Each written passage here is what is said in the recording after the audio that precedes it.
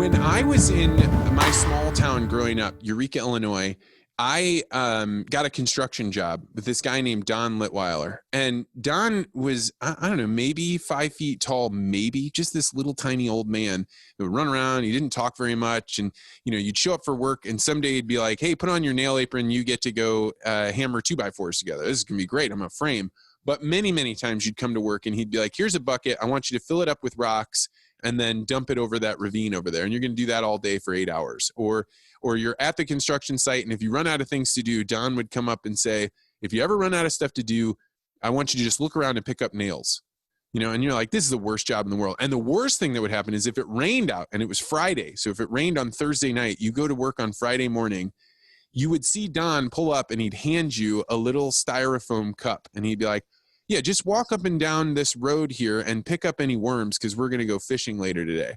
And so you're getting paid the same amount to frame, to pick up nails, to pick up worms. So you're out there picking up worms so that he can go fish and not pay, you know, whatever it is, the $2.25 down at the gas station to go fishing.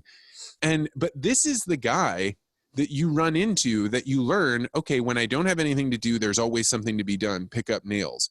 When I want to get something done, you know, like this is how I coordinate a group of people. When I want to move up and I want to get that 25 cent per hour raise, which is the amount that he would give you as a raise if you had worked really hard, you know, for 2 or 3 weeks.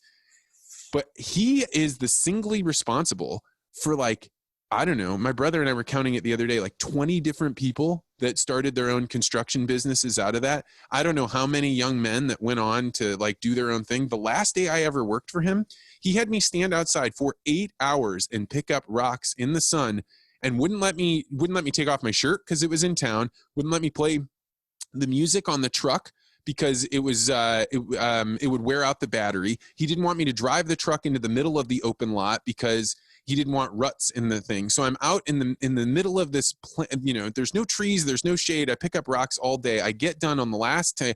He stops by with some sodas to tell me goodbye. And he goes, did you enjoy that, Vance?